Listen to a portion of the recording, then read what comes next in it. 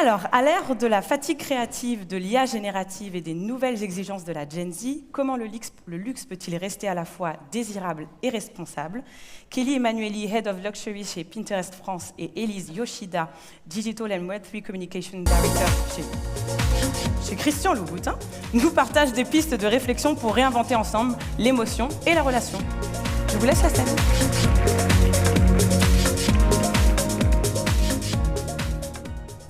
Bonjour à tous, je suis Kelly Emanueli, Head of Luxury chez Pinterest et je suis accompagnée aujourd'hui d'Elise Yoshida, directrice de la communication digitale chez Christian Louboutin. Bonjour Elise. Bonjour Kelly.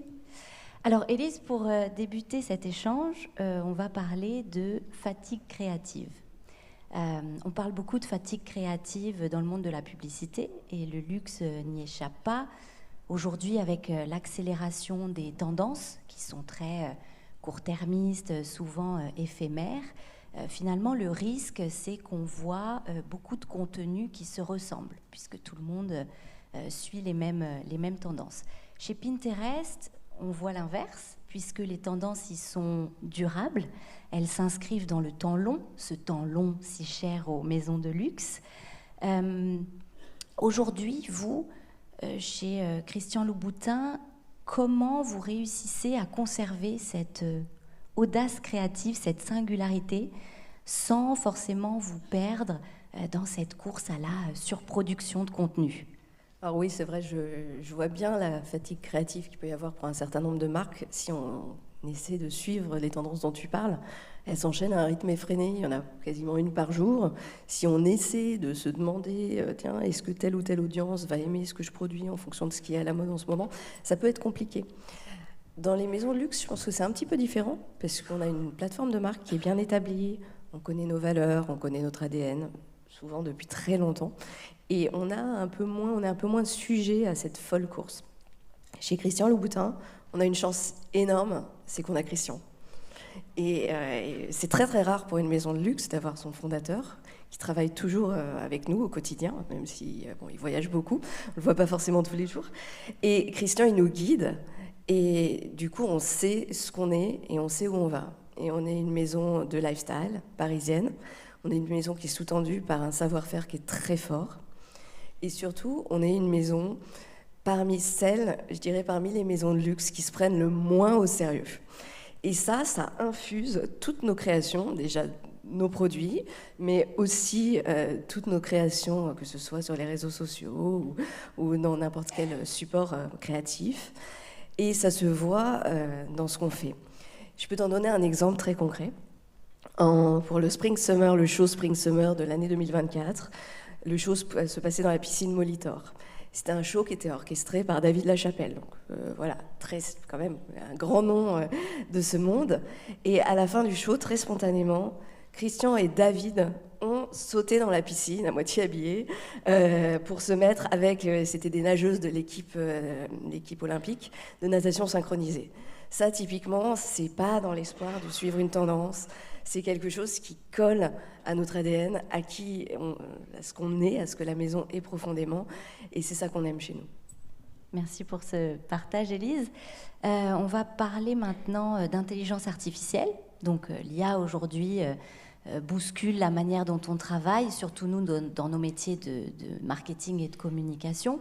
Nous, chez Pinterest, on a la conviction que l'IA doit être au service des humains. Donc l'IA va nous aider à pousser du contenu plus pertinent, plus personnalisé. Si je reviens au luxe, on sait que l'obsession du luxe, finalement, c'est l'héritage, la qualité, le savoir-faire, l'artisanat. L'IA paraît un peu aux antipodes de ces codes du luxe. Comment vous, chez Christian Louboutin, vous appréhendez aujourd'hui l'intelligence artificielle ? Alors, c'est la question à 100 €, parce que la difficulté, ça va être de ne pas redire ce qui a déjà été dit ou ce que vous allez entendre plus tard, puisque l'IA est au cœur de tous les débats. Et d'ailleurs, on avait des débats backstage avec un certain nombre d'intervenants sur la place que devait prendre ou ne pas prendre l'IA dans le luxe. Je dirais qu'aujourd'hui, résister à l'IA, c'est un peu comme résister au web dans les années 2000, ou résister à Google en 2005, au e-commerce un petit peu après. Certains l'ont fait, ont tenu plus ou moins longtemps avec plus ou moins de succès, mais globalement, il y a un sens de l'histoire. Donc nous, chez Christian Louboutin, on est dans un process de recherche collective pour savoir comment utiliser au mieux, évidemment, ces outils qui sont formidables, mais avec une obsession un peu en tête, c'est que vous qui êtes là de maison de luxe, vous le savez, peut-être encore plus que n'importe quelle autre industrie, on a un véritable contrat de confiance avec notre client. Déjà parce que nos produits coûtent cher, parce qu'il y a des attentes concernant la qualité, etc. Et que ce soit pour des produits ou pour de la création. Et de ce fait, comment utiliser l'IA de façon à ce que ça renforce ce contrat de confiance plutôt que ça vienne créer une brèche ou quelque chose comme ça. Aujourd'hui, je dirais bien malin celui qui sait où en sera l'IA dans 3 ans. Et celui qui est capable de dire on n'utilisera pas pour telle ou telle utilisation. On en parlait encore il y a quelques minutes. Il y a 6 mois, créer avec l'IA, ça voulait dire essentiellement faire des gens avec 6 doigts. C'est plus forcément le cas aujourd'hui. Il y a beaucoup de choses. Enfin, les choses changent à une vitesse complètement folle. Pour autant, on aime aujourd'hui à dire que l'IA va nous aider dans tout ce qui est backstage, c'est-à-dire tout ce qui est logistique, sales merch, replenishment, transport, enfin là voilà, mais que pour tout ce qui concerne véritablement la création, que ce soit la création de nos souliers ou la création de nos visuels, on va peut-être l'utiliser comme une aide, comme elle existe déjà, puisque de toute façon on l'utilise tous, hein, à partir du moment où vous utilisez Photoshop, bon, il y a de l'IA dedans, enfin, ça, je mentionne Photoshop, mais un certain nombre d'outils, mais on ne va pas aller nécessairement prompter « crée-moi un soulier qui soit comme ci, comme ça, de A à Z », ou « crée-moi une campagne de com qui soit comme ci, comme ça, aujourd'hui ». Parce qu'on a la sensation que ça ne respecterait pas ce contrat d'authenticité, ce contrat qu'on a avec nos clients. Et puis, il faut aussi se rendre compte qu'aujourd'hui, on a encore Christian qui dessine à la main. Hein. C'est ça qui fait la beauté des maisons de luxe. Donc, à nouveau, une IA peut-être pour passer un dessin, un sketch en 3D, pourquoi pas, ou pour en faire quelque chose, pourquoi pas, mais jamais from scratch. Et encore une fois, là, je te réponds, on est novembre 2025, il faudra reposer la question quelques années plus tard. Merci Élise. On va aborder maintenant la thématique de la politique RSE et plus particulièrement la diversité et l'inclusion.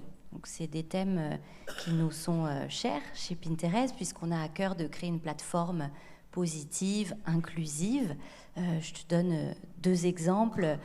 Aujourd'hui, les utilisatrices peuvent filtrer le contenu avec un skin tone filter et donc en filtrant par carnation de peau par exemple. Ou bien on a une deuxième fonctionnalité qui s'appelle le hair pattern où tu peux choisir ton type de cheveux. Est-ce que tu as les cheveux lisses, bouclés, etc. Et tout ça, bien sûr, c'est dans un souci de personnalisation et de customisation du contenu.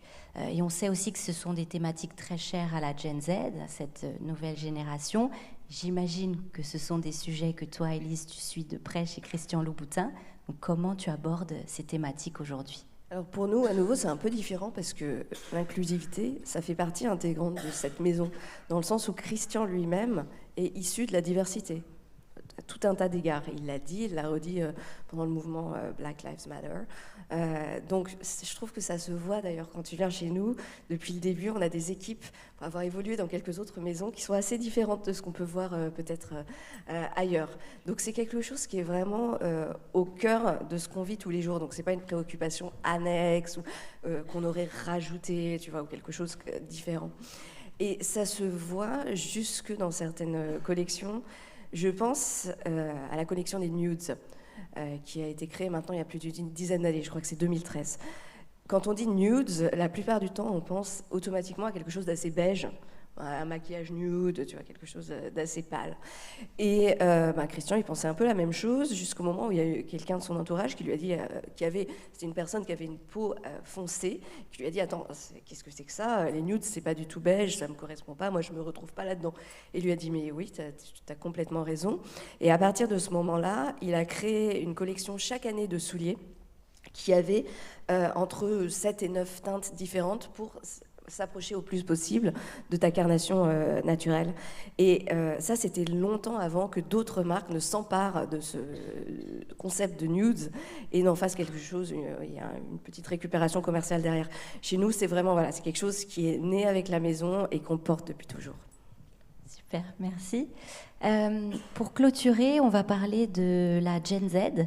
Alors la Gen Z chez Pinterest, c'est plus de 50% de l'audience au global.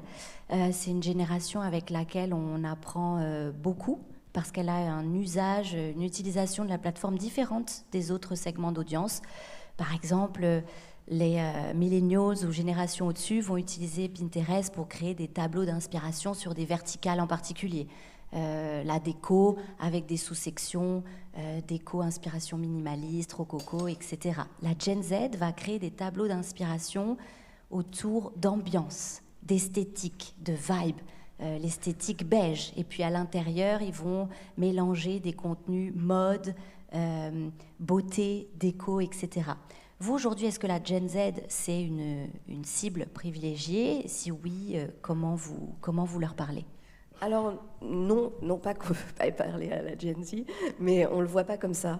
Tu sais, dans la vie, il y a des gens qui sont amis qu'avec des gens du même âge qu'eux, et puis il y a des gens qui sont amis avec des gens de tous âges, toutes générations, et je crois que c'est le cas de Christian. Et tu as peut-être entendu dire récemment qu'on a Jaden Smith qui est arrivé dans la maison comme créateur, designer de nos collections hommes. Et Jaden, il appartient à une génération évidemment qui est un tout petit peu plus jeune que Christian. Et néanmoins, Christian m'a raconté qu'ils se connaissaient depuis longtemps et en fait, il l'a fait venir dans la maison parce qu'ils étaient amis et qu'ils partageaient un univers créatif. Je pense que c'est ce qui est le plus important. Ils partagent une vision, un univers, quelque chose qui est indépendant de cette génération et c'est ça qu'on essaie de transmettre. Donc nous, on ne va pas avoir un marketing qui est, je dirais, différencié en se disant on va aller sur telle plateforme, on va faire tel type de contenu pour plaire aux Gen Z.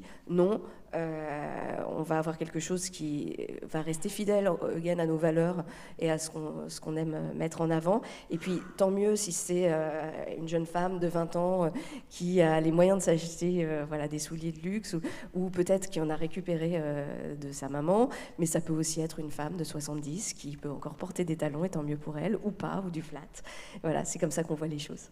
Super, merci beaucoup Élie. Merci Kelly. Merci. Merci à vous. Merci mesdames, merci beaucoup.